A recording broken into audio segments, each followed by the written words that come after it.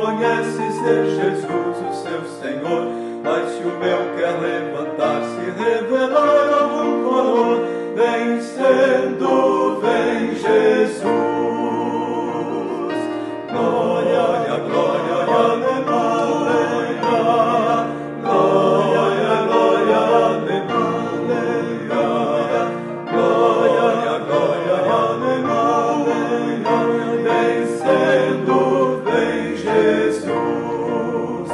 Neste mundo havemos crentes de ter sempre algum pesar, mesmo lutas e sabores que nos venham perturbar. Mas se o mal nos ameaça, de alegria nos roubar, vencendo, vem Jesus. Glória, glória, aleluia. Glória, glória, aleluia.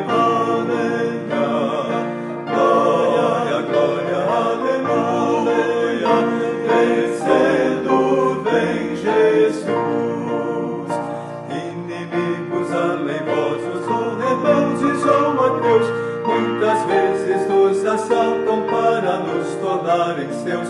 Mas se alguém procura ver-nos sem o gozo do bom Deus, vencendo, vem Jesus.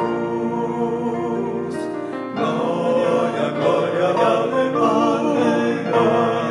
Glória, glória, aleluia. Glória, glória, aleluia. Vencendo, vem Jesus.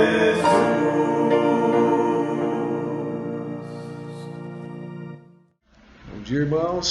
A paz do Senhor a todos. Um excelente domingo a todos vocês. Espero que todos estejam bem. Nós vamos dar início à nossa escola bíblica dominical, hoje no dia 20/6. E eu quero começar com a leitura do Salmo 145. É um salmo atribuído a Davi, né? Ele declama a bondade, a grandeza e a providência de Deus. E eu só quero ler com os irmãos o versículo 18 ao 21. E diz o seguinte: perto está o Senhor de todos os que o invocam, de todos os que o invocam em verdade. Ele acode à vontade dos que o temem. Atende-lhes o clamor e o salva. O Senhor guarda a todos os que o amam, porém os ímpios serão exterminados. Profira a minha boca louvores ao Senhor, e toda a carne louve o seu santo nome para todos sempre. Irmãos, o Senhor ouve as nossas orações e Ele está perto de nós, né? Que possamos temê-lo e louvar esse grande Deus que nos ouve e conhece as nossas necessidades. Amém? Esse mês de junho é um mês com muitos aniversariantes. Nós tivemos no dia 14/6 o aniversário da Ana Ju, minha sobrinha. Ju, um beijo do tio para você, viu?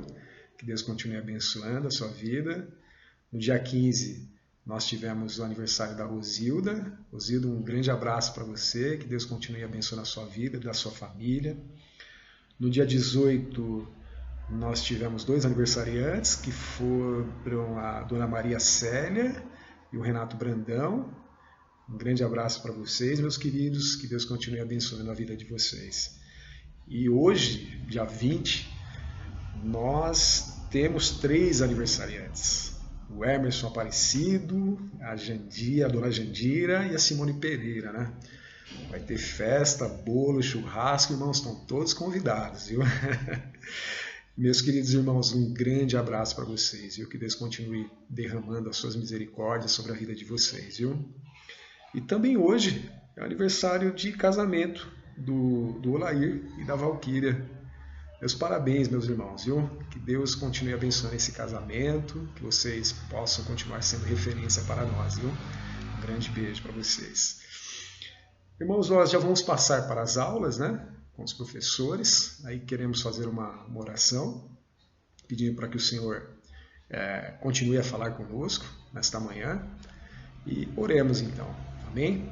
Senhor nosso Deus, nosso Pai, nós te louvamos e te agradecemos por este domingo maravilhoso por esta oportunidade de estarmos debruçados sobre a Tua Palavra, que possamos, Senhor, entender aquilo que o Senhor tem para nós hoje, nesta manhã, que possamos colocar em prática também, Senhor, nas nossas vidas, e queremos te pedir uma bênção especial sobre a vida dos pastores, dos professores que não recebem remuneração alguma, mas que disponibilizam o seu tempo para servir e adorar o Teu nome, né? E transmitir a Tua Palavra para a igreja. Grande é o Senhor, Senhor, que o Senhor possa abençoar a vida desses professores e abençoar a vida de toda a igreja. Em nome de Jesus nós oramos e te agradecemos. Amém. Um grande abraço, irmãos. Uma boa aula para todos. Bom dia, irmãos, bom dia, irmãs, graça e paz. Vamos começar mais uma aula essa manhã de EBD. Sejam todos bem-vindos e vamos estar fazendo uma oração de invocação ao nosso Deus, pedindo a graça dele, a sabedoria, que ele venha nos orientar essa manhã. Senhor, nós louvamos, adoramos, glorificamos o Teu santo nome, Pai. Te agradecemos pela oportunidade de estarmos mais uma vez reunidos como igreja, a oportunidade de falarmos da Tua Palavra, engrandecer o Teu santo nome e também aprender um pouco mais daquilo que Tu tens para nos ensinar essa manhã. Venha nos orientar, venha nos dar a Tua graça, venha nos dar a Tua direção. Eu peço a unção do Teu Espírito Santo sobre a minha vida, que de mim mesmo não tenho nada, mas que Tu venha nos ensinar essa manhã.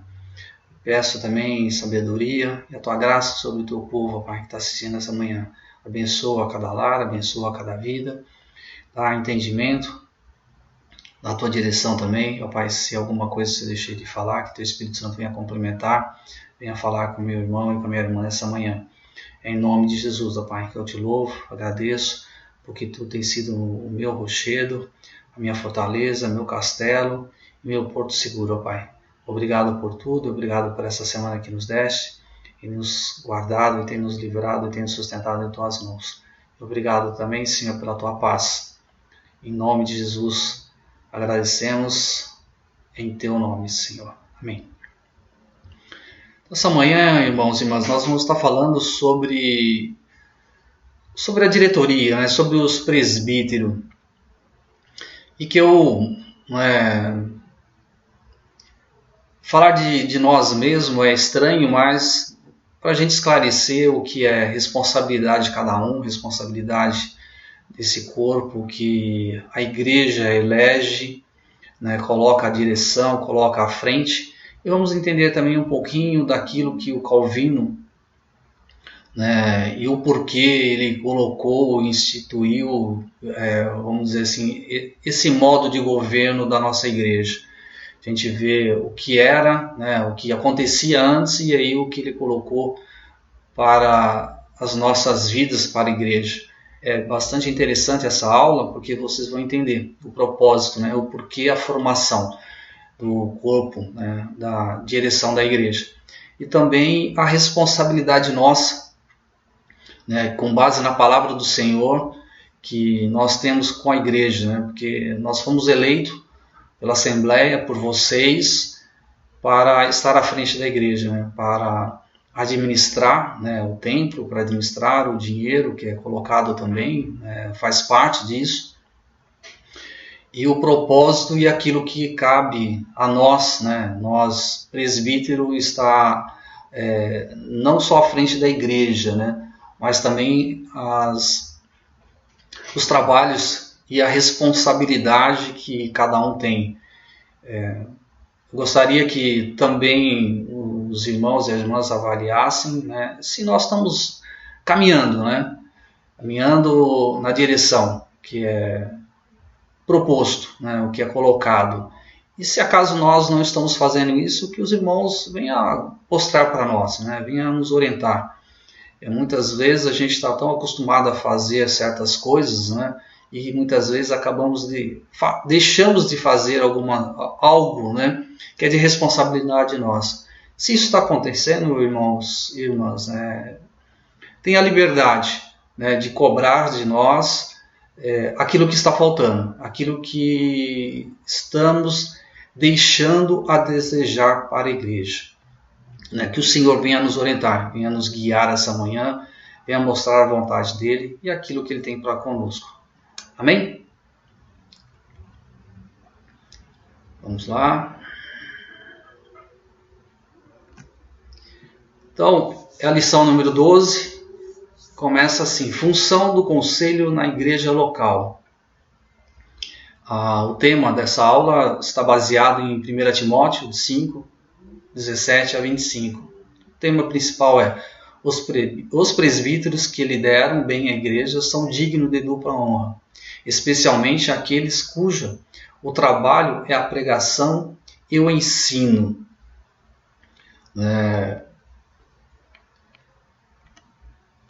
Vou estar lendo então até o 25. Pois as escrituras dizem: não amordassem o boi para impedir que ele coma enquanto debulha os cereais.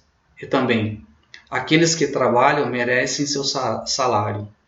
Não aceite acusação contra um presbítero sem que seja confirmada por 2 ou 3 testemunhas. Aqueles que pecarem devem ser repreendidos diante de todos, o que servirá de forte advertência para os demais. Ordeno solenemente, na presença de Deus, de Cristo Jesus e dos anjos eleitos, que você obedeça a essas instruções sem tomar partido nem demonstrar favoritismo. Não se apresse em nomear um líder. Não participe dos pecados alheios. Mantenha-se puro.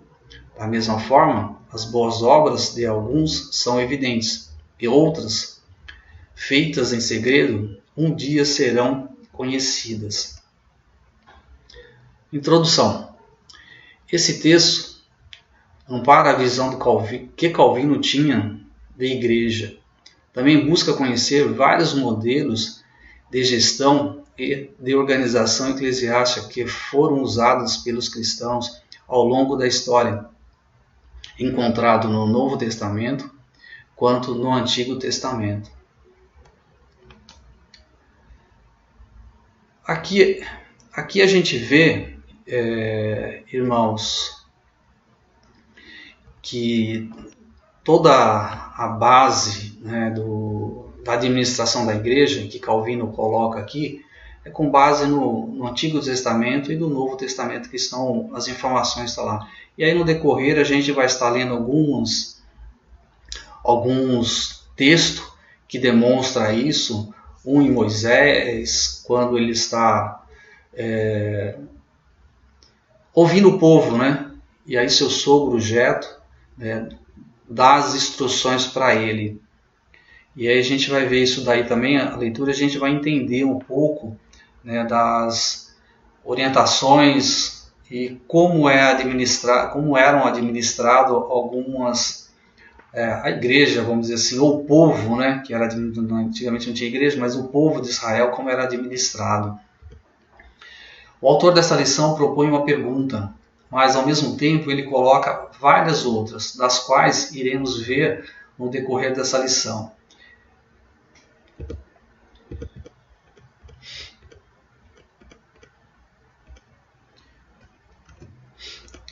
E aí agora a gente vai ver, são vários questionamentos. Com uma pergunta ele traz várias outras perguntas.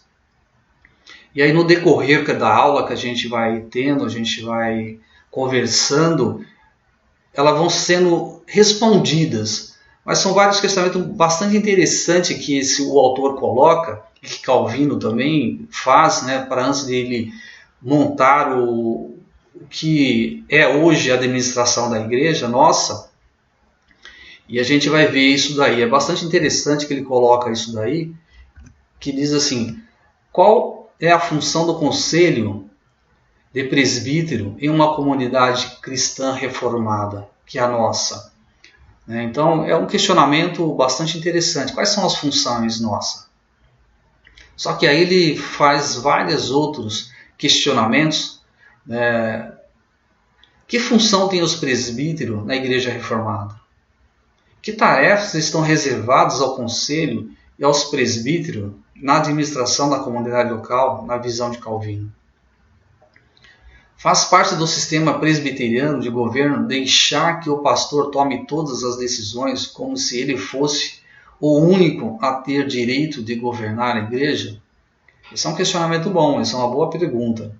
Deve o conselho considerar o pastor apenas um empregado do corpo de presbítero, devendo ser disciplinado quando não mais houver interesse em seu trabalho pastoral?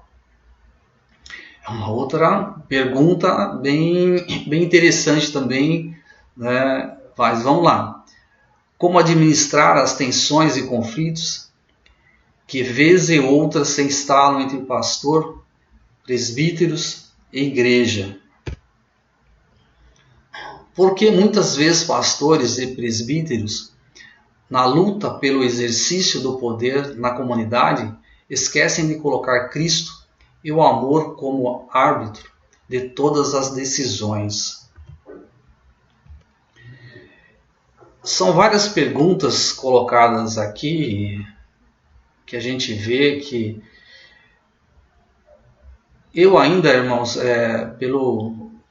vamos dizer assim, pelo tempo de presbiterato que eu tenho na IPI do Jardim Cipava, eu vou falar para você, várias perguntas que estão aqui foram colocadas, eu não vivenciei, né? Vamos dizer assim, uma sim, mas não com a intensidade, não com, sabe, o peso, né, de algumas coisas. Vivenciei sim, mas vamos dizer assim, no final de tudo isso, né, sempre houve um consenso.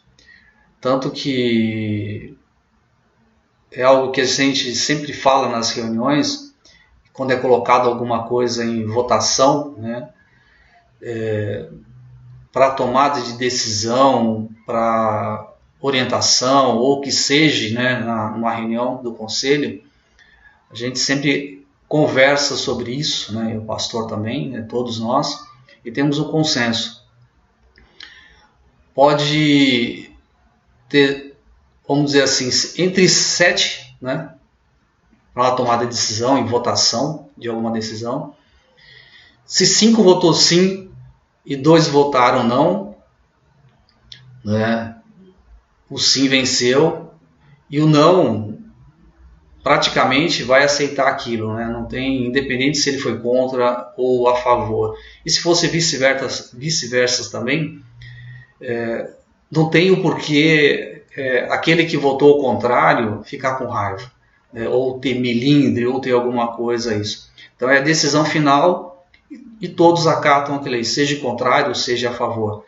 Aquele que venceu, a decisão que foi vencida, todos acatam sem nenhum melindre ou sem um ressentimento. E eu tenho vivenciado isso no nosso conselho, né? Esse nosso conselho é uma bênção, né? Por isso que eu falei no início, né? Estou falando de mim mesmo, né? Estou falando do conselho, né? Um presbítero falando do próprio conselho. Mas não é isso não, irmãos.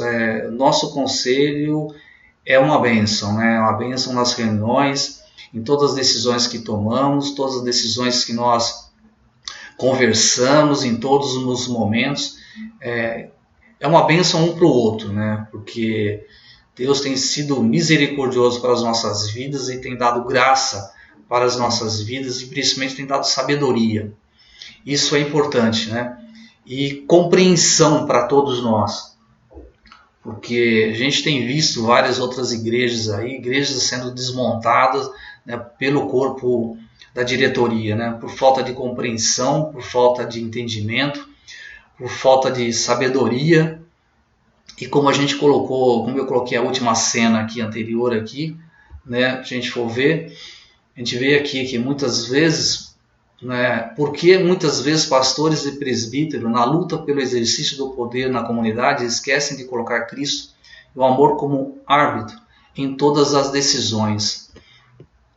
E é isso daí, né? Se a gente não colocar o amor de Cristo à frente de todas as coisas, em todos os momentos da nossa vida, da administração da igreja, é isso que acontece, né? É interesse próprio, vontade própria e algo que não agrada ao Senhor. Porque se há divisão no próprio conselho da igreja, está tendo algum problema, né, sério, né? Acho que isso tem que ser o quê? Colocado o joelho no chão, muita oração, muito jejum, muita compreensão e muita paz, né, e amor, né, um ao outro, para que a gente não venha ensoberbecer. Porque de vez em quando eu sempre brincava, né, com o pessoal. A gente usa um termo muito, né, homens, né, assim, a gente fala assim, dá uma bola na mão de um homem, né, aquele que gosta da bola, aí você vai saber quem é o fulano, que muitas vezes as pessoas se transformam, né, em alguns momentos em algo estranho, esquisito, né, mas é isso que acontece, né, por isso que eu falei, que a gente fala, né, dá o poder para o homem que você vai conhecer quem ele é, né. Então, quando a gente coloca Cristo na frente, pode vir o que for, o amor de Cristo vai estar à frente, porque você não está olhando para você, nem pensando em você mesmo, você vai estar olhando para quem? Para o próximo, o qual a gente fala, né, amará o teu próximo, né, como a ti mesmo. A partir do momento que você ama o seu próximo, você evita um monte de coisas e evita várias outras coisas para serem feitas. Bom, vamos continuar lá na aula. Aí o primeiro, o povo de Deus precisa de uma organização? Sim, precisa, né? Porque senão, como que vai? Não tem como, né? Tem que ter uma direção, tem que ter uma organização, tem que ter procedimentos, né? Tem que ter regras, né? A gente vê com base no Estatuto Nosso. Praticamente, se a gente for ler o Estatuto Nosso, a gente vê que muito baseado, uma parte dos pontos lá é baseado na palavra do Senhor, que é onde dá as orientações para todos nós, né? Essa é uma outra pergunta que precisamos responder antes das outras, pois há pessoas e correntes que defendem a necessidade de se organizar, bem como quaisquer esfera da vida humana para atingir os objetivos. Mas menos na igreja. A gente vê que não é, né? A igreja também precisa ser organizada. Tem que ter os estatutos, tem que ter as regras, tem que ter as funções, porque nós somos um povo organizado. Então, com base no quê? Com base na nossa Constituição, nas leis civis, nas leis criminais, que precisa, senão o povo, vamos dizer assim, sem uma orientação, sem a regra, sem um limite, né, se torna um povo totalmente desorganizado. E agora nós vamos ver, como eu falei, lá em Êxodo 18, 13, 17, onde Moisés, que nem eu comentei, e a gente vai estar lendo agora, e a gente comenta um pouco mais no final.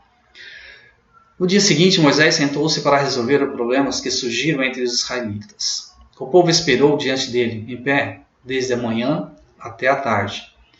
Quando o sogro de Moisés viu tudo o que ele tentava fazer pelo povo, perguntou: o que você está fazendo com esse povo? Por que você se senta sozinho para julgar e os obriga a ficar de pé diante de você o dia inteiro? Moisés respondeu: o povo me procura para conhecer as decisões de Deus. Quando surge algum problema, eles me procuram e eu resolvo a questão entre as partes em conflito. Informo o povo sobre os decretos de Deus e transmito suas instruções. O que você está fazendo não é bom, disse Jetro. Você ficará esgotado e deixará o povo exausto. É um trabalho pesado demais para uma só pessoa. Agora, ouça-me, escute meu conselho, e Deus esteja com você. Continue a ser representante do povo diante de Deus, apresentando-lhe as questões trazidas pelo povo. Ensine a eles o decreto e as instruções de Deus. Mostre ao israelita como deve viver e o que deve fazer. No entanto, escolha dentre todo o povo homens capazes e honestos que temem a Deus e odeiam suborno. Nomeie-os líderes de grupos de 1.000, 100, 50 e 10 pessoas. Moisés aceitou o conselho do sogro e seguiu todas as suas recomendações. Aqui vemos a repartição das cargas, dividindo-as com auxiliares em comissões subordinadas entre si. Naquela época, surgiu também ao redor de Moisés um grupo de anciões, homens com mais idade e experiência, que o ajudavam na tomada de decisões. Número 11 e 16. Então o Senhor disse a Moisés: reúna diante de mim 70 homens reconhecidos como autoridades e líderes de Israel. Leve-os à tenda do encontro para que permaneçam ali com você. E aqui a gente vê, né, que Moisés, né, tentando levar a carga toda sozinha, né, e a sabedoria, né, Deus deu sabedoria ao seu sogro para orientar, dirigir.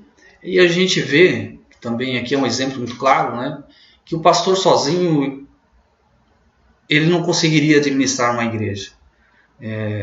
Porque demanda muito, não só a parte administrativa, mas cuidar do povo, como trazer a palavra, administrar várias outras áreas. Então, por isso existe, né, foi criado, né, o cargo do presbítero, também a gente vê os diáconos também, para dividir esse peso. Porque imagine só o pastor, um líder de uma igreja fazendo tudo isso, ou querendo fazer tudo isso. Provavelmente ele vai deixar de atender algumas coisas, né, porque é pesado e é muita coisas, detalhes, né, que demandam não só sabedoria, né, mas também condições físicas, condições espirituais, né, que demandam bastante, né, e com certeza em pouco tempo, vamos dizer assim, fosse a nossa igreja mais ou menos com 200 membros. Imagine 200 pessoas, né? E a gente está falando que 200 membros que nem todos os maridos são, nem todas as esposas são, nem todos os filhos são membros. Então a gente está falando de 200, a gente poderia colocar aí pelo menos aí uns 250 a 300 pessoas, né? E fora aquelas outras pessoas que não são membros e acabam são pessoas que frequentam a igreja, né, que não se tornaram membros ainda. Imagine 300 pessoas, um pastor único tomando conta de tudo isso, né?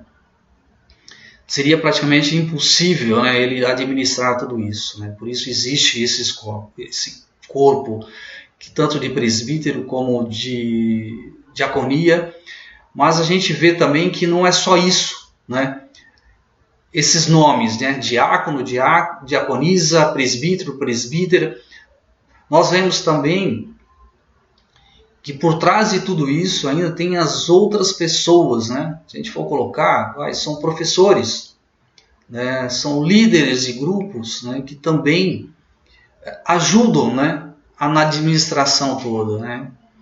Se você não faz parte disso, procure, né, se colocar também à disposição para o trabalho na igreja, que com certeza vai estar ajudando, né, não só os presbíteros, não só o pastor, não só os diáconos, né, mas você vai estar também tomando para si uma parte da administração da igreja, né, e participando e crescendo com o corpo, né, para se tornar um futuro diácono, uma diaconisa, um futuro presbítero, uma presbítera, né, quem sabe também um futuro pastor, uma pastora, né?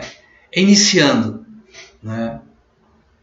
Se doando, né? Uma parte do seu tempo para isso, né? Para a administração da igreja, para a administração do povo.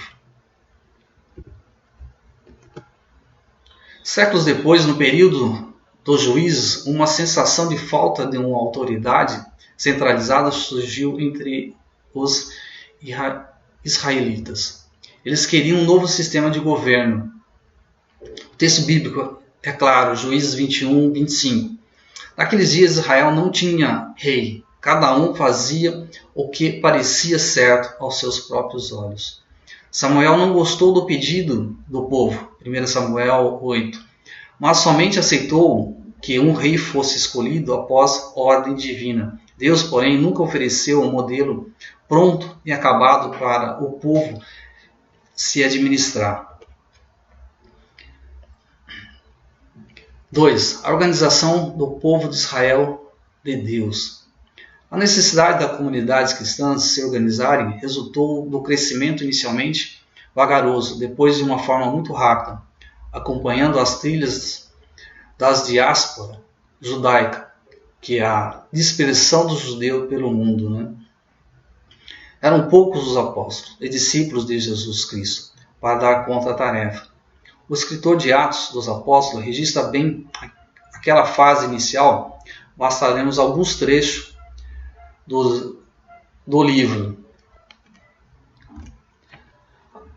Aqui a gente vê, irmãos, que eu falei da dispersão do povo de Israel pelo mundo. E aí houve a necessidade, de criações e eleições de vários presbíteros para a administração, porque a comunidade ia cada vez mais crescendo cada vez mais, e precisava de administração. Só os apóstolos não dariam conta de administrar, porque tem várias demandas, viúvas, pessoas carentes, necessidade de julgamento de algumas coisas, a orientação, da estudo, da orientação. Então havia necessidade de de eleições de pessoas, para a administração. E agora a gente vai ver alguns versículos dizendo isso e mostrando a necessidade, de eleições de presbíteros. Atos 14, 22. Confirmando os ânimos dos discípulos, exortando-os a permanecerem na fé, pois porque por muitas tribulações nos importa entrar no reino de Deus. Atos 16, 4. E quando iam passando pelas cidades, lhes entregavam, para serem observados, os decretos que haviam sido estabelecidos pelos apóstolos e anciões de Jerusalém. Atos 20, 17 e 18. E de Mileto mandou a Éfeso a chamar os anciões da igreja. E logo que chegaram junto dele, disse-lhe: vós bem sabeis, desde o princípio, desde o primeiro dia em que entrei na Ásia, como em todo esse tempo me portei no meio de vós. Atos 21, 17 e 18. E logo que chegamos a Jerusalém, os irmãos nos receberam de muita boa vontade. No dia seguinte, Paulo entrou conosco em casa de Tiago e todos os anciãos vieram ali. As cartas pastorais do Novo Testamento parecem ter sido escritas em um ambiente mais próprio das últimas décadas no primeiro século. Nesse cenário, passou-se a exigir uma melhor sistematização do culto, das doutrinas e da forma de organizar a eclésia ou a comunidade dos fiéis. Aqui a gente vai ver um pouquinho o que Tito diz.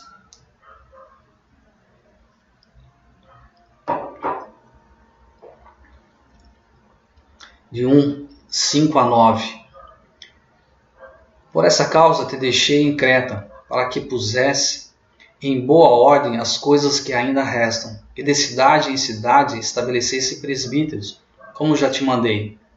Aquele que for irrepreensível, marido de uma mulher, que tenha filhos fiéis, que não possam ser acusados de dissimulação, nem são desobedientes. Porque convém que o bispo seja irrepreensível, como dispenseiro da casa de Deus, não soberbo, nem iracundo, nem dado ao vinho, nem espancador, nem cobiçoso de torpe ganância, mas dado à hospitalidade, amigo do bem, moderado, justo, santo, temperante, retendo firme a fiel palavra, que é conforme a doutrina, para que seja poderoso, tanto para admoestar, como a sã doutrina, como para convencer os contradizentes. Continuando, 1 Pedro 5, 1 a 4. Os presbíteros que estão entre vós admoestam eu, que sou também presbítero com eles, e testemunha das aflições de Cristo, e participante da glória que se há de revelar. apacentai o rebanho de Deus que está entre vós, tendo cuidado dele, não por força, mas voluntariamente, nem por torpe ganância, mas de ânimo pronto, nem como tendo domínio sobre a herança de Deus, mas servindo de exemplo ao rebanho. E quando aparecer o sumo pastor, alcançareis a incorruptível coroa da glória. É algo tremendo, né? A gente for ver essas duas passagens aí, o quanto é orientação, né? Para nós, presbítero, diácono ou qualquer outro, né, que venha servir ao Senhor, né? Então, é algo maravilhoso, né? Algo tremendo. E como eu falei no início, irmãos, né, se nós estejamos deixando, né, algum ponto desse que foi colocado aí, que os irmãos venham falar conosco, né, venham falar com a nossa vida, ou então se não quer falar que os presbíteros, procura o pastor. Não vou falar não quando fulano, não, então procura o pastor. Ó, pastor, ó, fulano, Silvano, ó, não está dentro dessa regra aqui não, está fora disso, ó. Então, com certeza o pastor vai chamar a gente, puxão de orelha, conversar conosco, né?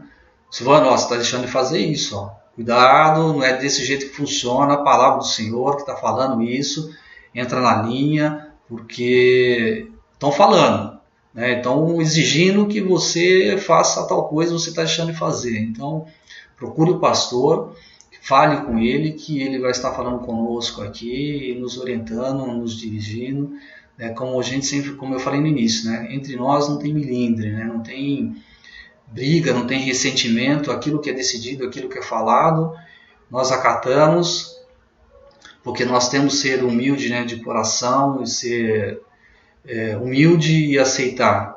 Como falei, nós somos ser humano, nós erramos, né, estamos aqui de passagem e estamos aprendendo a cada dia. Então, que os irmãos, se eu, né, Silvano, estou deixando de fazer alguma coisa, eu peço desculpa, né, peço perdão e que procure o pastor, né, fale com ele, ó, o Silvano está deixando de fazer tal coisa, né, que ele venha fazer, e a obrigação dele estar fazendo isso daí, porque está na palavra e ele tem que fazer, né, que seja para crescimento nosso, né, para crescimento de cada um aqui, que estamos aqui à disposição, que fomos eleitos, né, temos, vamos dizer, a obrigação, né, de estar cumprindo a palavra do Senhor.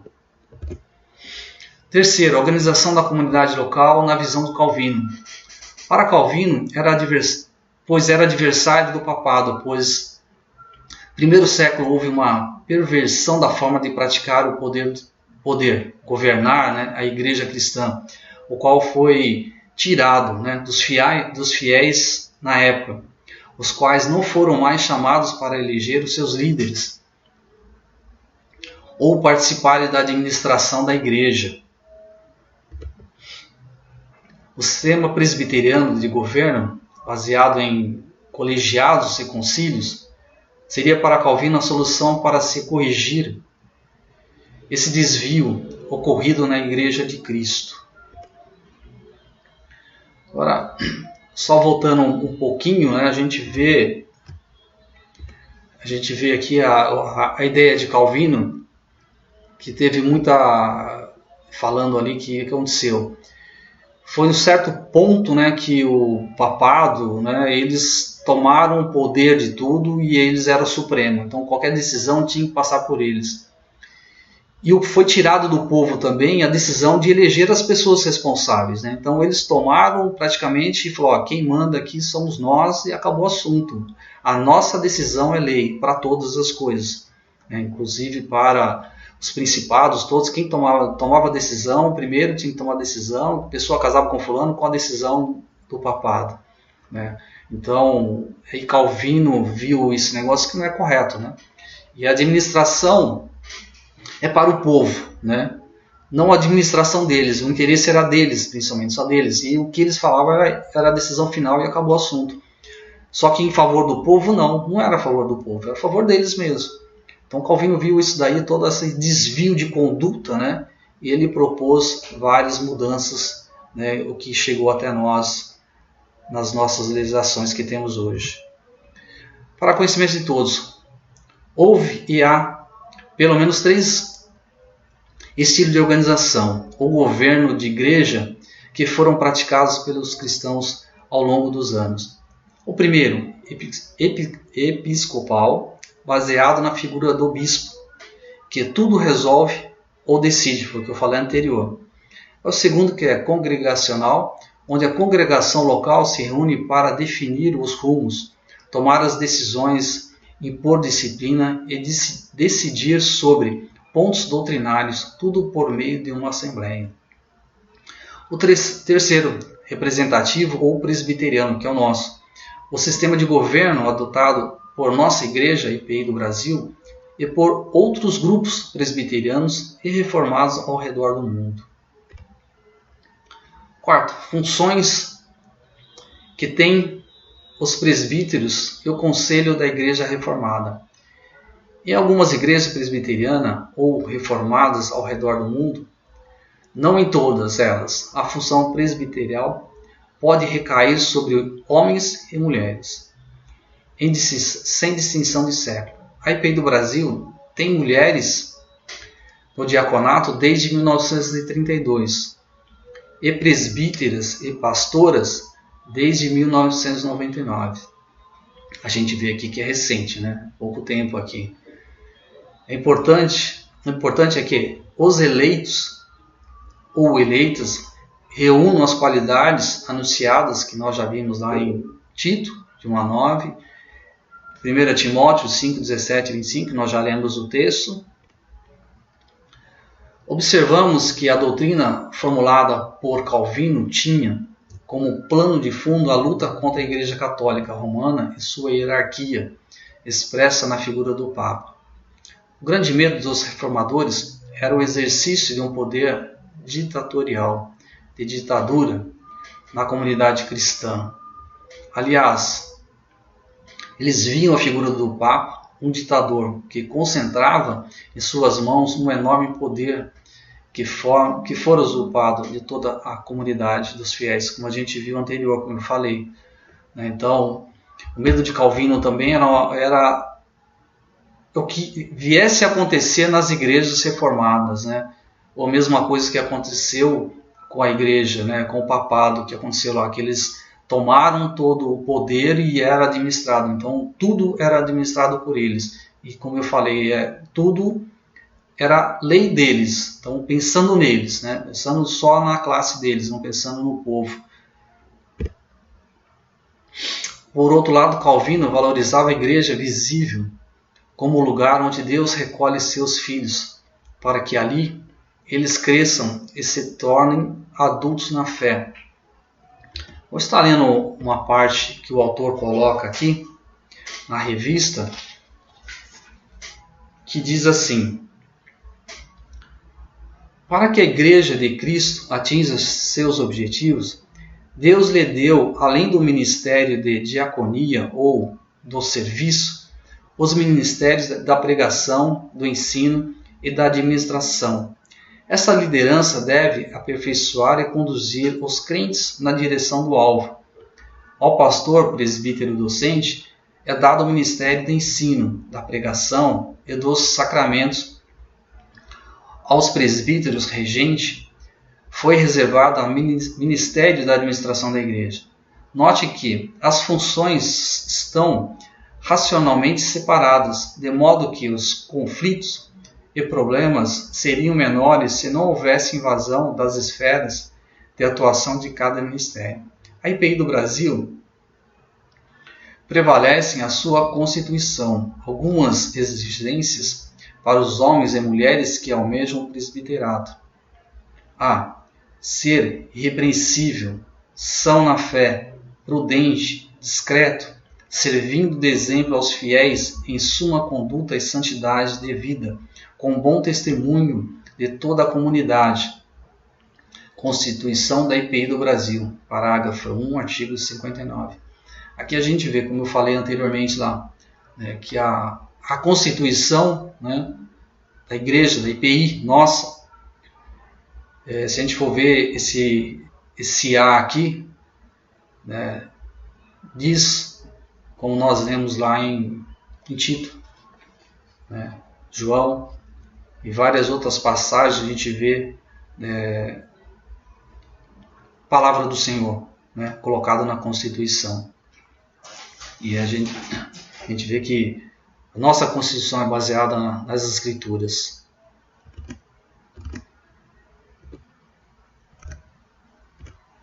Quinto, o risco da desobediência das funções. Sabendo que os cristãos podem correr o risco de desviarem das funções que a igreja está a serviço de sua missão, a pregação do reino de Deus. Não se pode deixar de lado que o objetivo da igreja, dado por Jesus, que está acima de tudo e de todos, é: portanto, ide fazer discípulo de todas as nações, batizando-os em nome do Pai, do Filho e do Espírito Santo, ensinando-os a guardar todas as coisas que eu vos tenho mandado. E eis que eu estou convosco todos os dias, até a consumação dos séculos. Amém. Mateus 28, 19 e 20. E a gente vê aqui, né, não se pode deixar de lado que os objetivos da igreja dado por Jesus está acima de tudo e de todos, né? E a gente vê aqui em Mateus 28, 19. Então, fazer discípulo por todo mundo. Mas, infelizmente, nem todos os tipos de governo são totalmente positivos. Ao lado, a organização da igreja é algo humano. Não há modelo divino, né? Como a gente viu anteriormente, né? Deus não deixou a orientação, né? Deus deixou por escrito, né, como administrar uma igreja. Mas deixou escrito o que os administradores têm que ser e fazer, né? Por isso, corre-se sempre o risco de engano. É por meio da ação entre o conselho e os presbíteros, entre o sínodo e a Assembleia Geral, que se desenvolve um processo de vigilância, com o objetivo de aperfeiçoar o sistema. A gente vê aqui que através do concílio, né, a gente vê dos conselhos, né, dos concílios, que ao tempo, né, ao mover-se das águas, aos acontecimentos de todas as coisas, nas mudanças das leis civis, das leis, das legislações, a necessidade também de alteração dos estatutos, né? E a gente está sempre, como diz na igreja, né, reformada, sempre reformando. Então a gente tem que analisar isso, né, com a luz, né, na nossa legislação, né, do país em que cada um vive, também se adequar aos estatutos. E aí, através de erros e acertos, a gente vai melhorando cada vez mais, né? Então, como diz aí, né, a gente tem que tomar cuidado, né, com poder